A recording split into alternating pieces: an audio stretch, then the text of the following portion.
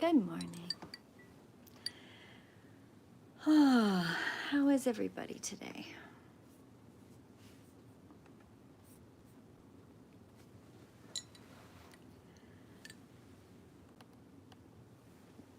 I'm in a slightly different position. I'm sitting on the couch this morning, so that's why the view is a little different. But I got nestled in here and I don't want to move. So I just moved everything over because I can. Yay.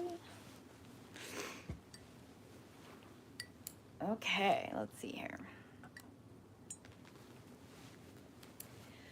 It is the 19th of December. My name is Red Moon Eagle, and this is Daily Devotional. Yay! I'm going to read from Celtic Devotional first.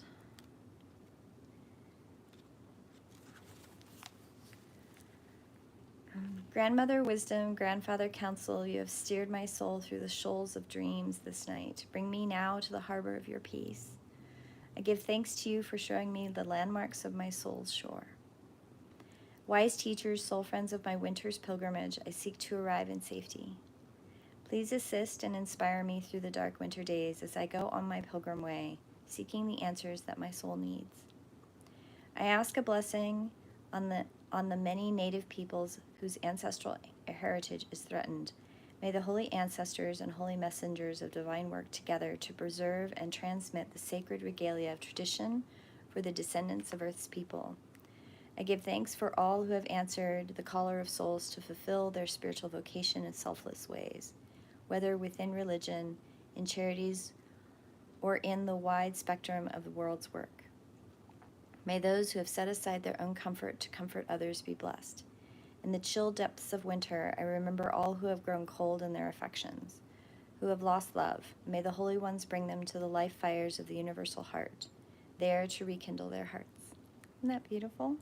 I love that. Okay, we drew bear today. I feel like we drew bear not very long ago, but apparently it's coming back. Waking from spiritual slumber, begin anew. After a long winter, the bear arises from deep slumber. At first, the movement and effort are difficult, but the bear knows it's time to awaken and move towards the dawning light. The bear card represents an individual on the cusp of new directions and personal transformation. The initial weeks and months of this spiritual quest may feel tricky, cumbersome, and full of obstacles. But you have no choice, bear. Winter wanes, the warmth of spring emerges, and your transformation begins. When in balance, inner strength yearning to grow. When out of balance, withdraw, lethargy, heaviness, to bring into balance movement and exercise. I actually added a new movement this morning to my exercises. That's cool. I like that. Okay, and we drew number 40. Collective of the Southwest. Isn't that a beautiful card? Look at those beautiful women. I love the lotus flower she's holding. Isn't that gorgeous? Look at the circles up top. Those are, I believe, mice. It's probably really hard to see.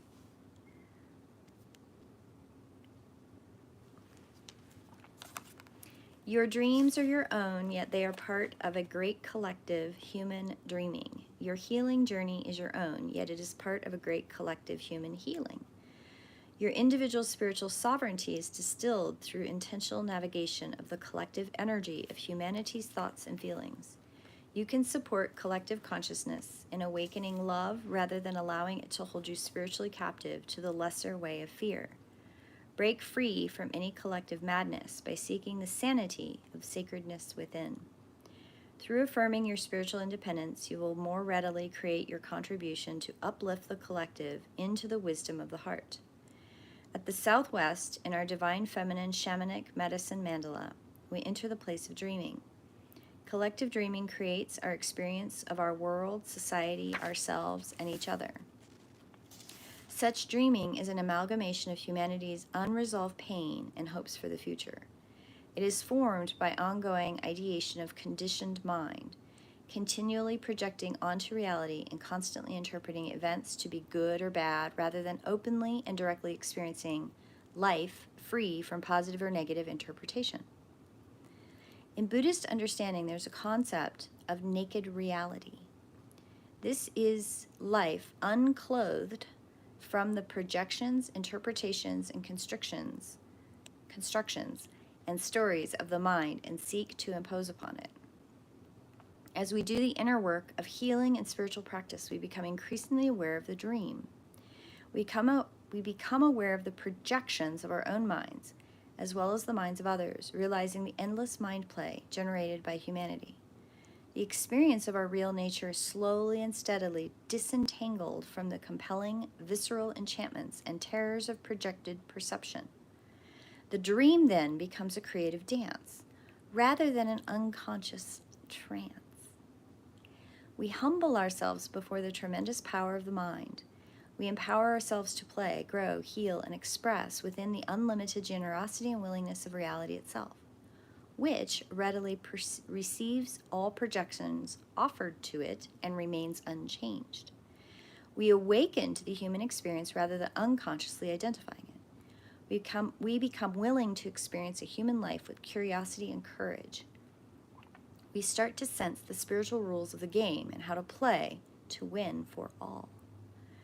It's really interesting. I love the way this card is written. I love this, where it says, your dreams are your own, yet they are part of a greater collective human dreaming. Your healing journey is your own, yet is part of a great collective human healing.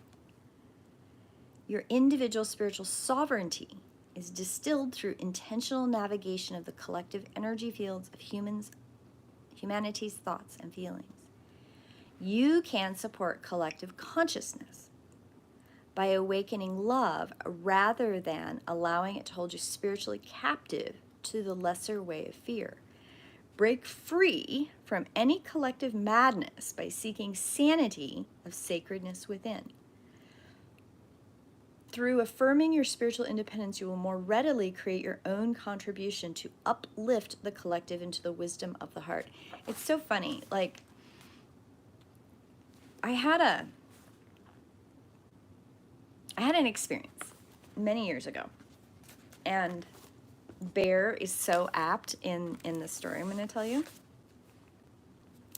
After a long winter, the bear arises from deep slumber. At first, the movement and effort are difficult. The bear knows it's time to awaken and move forward towards the dawning light. So many years ago, I had a huge traumatic experience, and it was devastating, and I was hurt, and I was just physically unhealthy in my body, and I was spiritually exhausted, and I have spent my entire life, as far back as I can remember, trying to communicate with people about this psychedelic perception I have in my world. Seeing things before they happen, knowing things before they happen, being aware of who people really are outside their meat suit. You know, like just this awareness. It's always been there. You know, I was teased by my mother, my father sometimes about being very sensitive. I was really kind of looked at in my family as this odd duck. As much as parts of my family tried to be supportive, they just didn't understand. So they're constantly undermining and constantly gaslighting me and constantly undermining. And many of them, it's just ignorance. And it doesn't mean it didn't hurt. I'm not making excuses, but I am recognizing that in some ways they just didn't know any better. Then, on top of that, right, there's this adult person that no matter what regular job I've had, no matter the things that I've done in the day-to-day world, there's this part of me that has been always so connected in a way that I couldn't not be who I was. Okay? So instead, I embraced it. And I embraced it in a lot of different ways. Some ways not very healthily. And sometimes in my life, not very healthily. And I acknowledge that. But I had this really traumatic experience, and I decided that I would communicate with my guides, and I was in a really bad place. I was a bad place mentally. I was in a bad place physiologically. I was really sick. And I asked my guides, I said, what do I do? And they were like, you need to pull back some. Like, you have spent years out there trying to push forward in a world that's not ready for you. And that was devastating. That was devastating on top of being devastated. And they were like, you need to work on you. You need to pull back, you need to isolate, and you need to work on your heart space. You need to work on your relationship with your partner. You need to commit to the gift we have given you. And I went, okay. Not sure what that means completely, but I'll trust you. And I did. And as time went on, the things in the touch it, feel it, taste it, see it, smell it, like real world, pay your bills, job, relationship, those things that people think are the beginning and end all of all things, that got better. And it got better in a way that, it got bad and then it got better, but it got better in a way that I was not expecting. And I was introduced to some people that I didn't expect, I had hoped. And then as things kind of started to unwind, I realized, wait a minute, some of these are signpost events. These are signs from my blueprint, and I need to pay attention to them. So I started really paying attention to the connection between the touch it, feel it, taste it, see it, smell it, do it, job, bills, etc. I started paying attention to that and who was involved in that. And I started paying attention to this other side of who I am that's always been there. And I realized that the people that were coming into my life were those connector people to help me bridge the touch it, feel it, taste it, see it, smell it, pay a bill, do a career, like they were the bridge. They were bridging the gap. And I had to figure out how to take the opportunities that they were putting in front of me and move forward with them. And I didn't know how to do that. I did not know how to do that.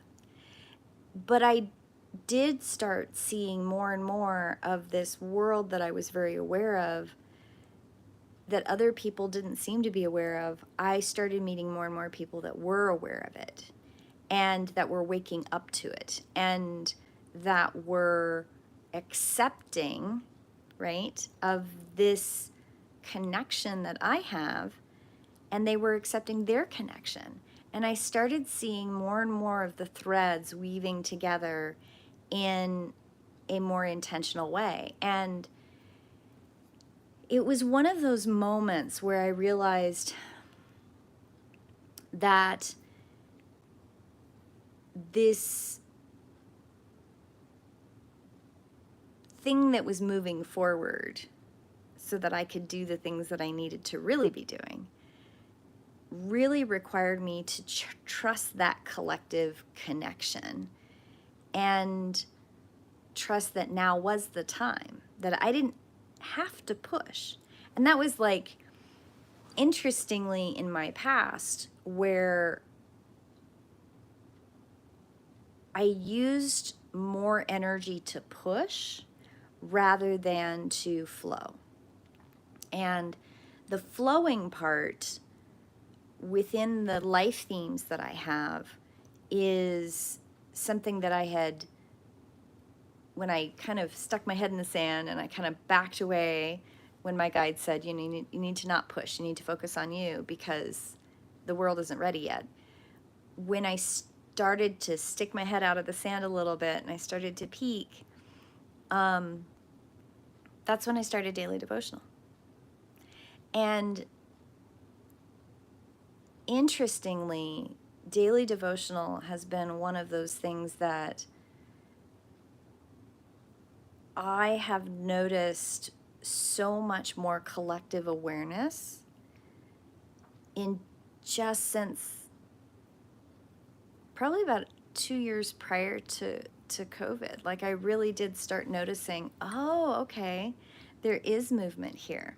There is a collective anchoring going on that is moving us forward, and it is moving us in a direction that we can connect in with each other and we can grow together. And I think that it's really interesting that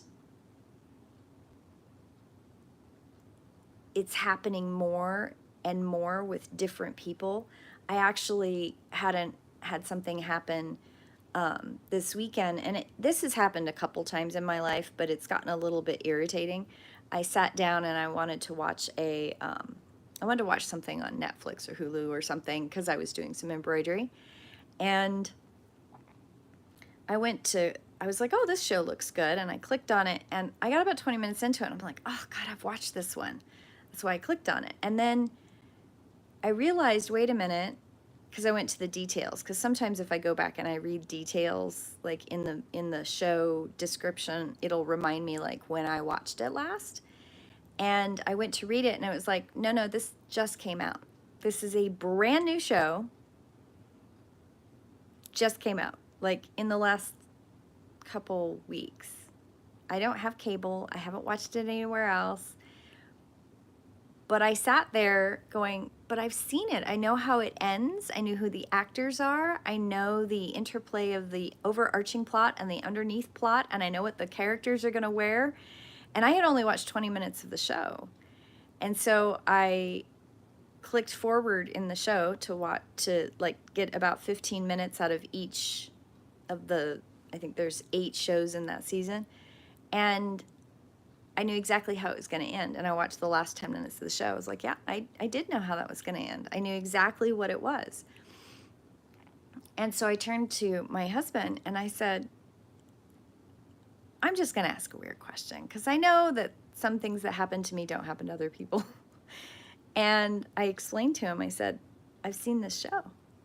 And he goes, that's really interesting. I feel like there have been a couple shows that I've watched that maybe it's just that the writers are running out of good ideas, because I've had that happen a couple times where, no, I think I've seen this before, and then, no, it's brand new.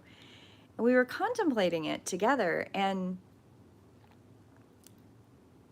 he's not as, like, I'm very, very aware, right? And he's not as aware that way. And it was very interesting that he's been having that happen too. And I have had a few other people mention that sometimes there's this knowingness through the collective consciousness, that this is something that has already happened, or that something that we thought happened didn't happen. But we all have the same memory that it happened. And they're calling it the Mandela effect, but I almost wonder if it has something to do with being connected to that collective consciousness in such depth through time and space, and letting go of the fear and the good and the bad, that you can step into the potentialities of that consciousness. And some people call it dimensional shifting. I'm not going to disagree with that, because I do know what that feels like, but this is a little bit different. So I look at collective consciousness, and I look at those of us that are doing a lot of writing and light working and bringing things forward. We're doing it sometimes with this undercurrent that we're afraid to commit to that collective consciousness. And this is where my story gets a little different, because I'm very intentionally stepping into a space where I know that leadership is not something that I want. But I also know that leadership may be something that I need to do. But leadership doesn't have to be a title, or leadership comes in a lot of different ways. And I think looking at how collective consciousness and awareness works and how it is such a global phenomenon, that we all have a little bit of responsibility to step into our power and step into the ability to connect with other people and be leaders as individuals and within that collective consciousness. We can all move things forward in a positive way. And I think that has a lot to do with bear. Like, you get uncomfortable. Bear energy can be very uncomfortable. It can be very powerful. I mean, I don't know about you, but if I'm walking down a hiking trail, I want to pull out my pepper spray because I really don't want the bear to come at me. I don't want to become food. But I also know that transformation is part of the bear energy. Transformation is that part where you go away and you work on you, and then you use that energy that you have nurtured in a place where then you can bring it forward, and bringing it forward together with others and trusting it and finding that inner strength that helps you grow. And bear energy is all about that. So good cards today. Looks like we have a bot that has joined us, so ignore the comments. I hope you all have a beautiful day today, and I look forward to seeing you tomorrow. We're gonna I think we're gonna do something solstice-y tomorrow, and we're gonna keep working on solstice stuff over the next couple days. So I hope you all have a beautiful day, and I look forward to seeing you, and blessed be, and I will see you in prayer.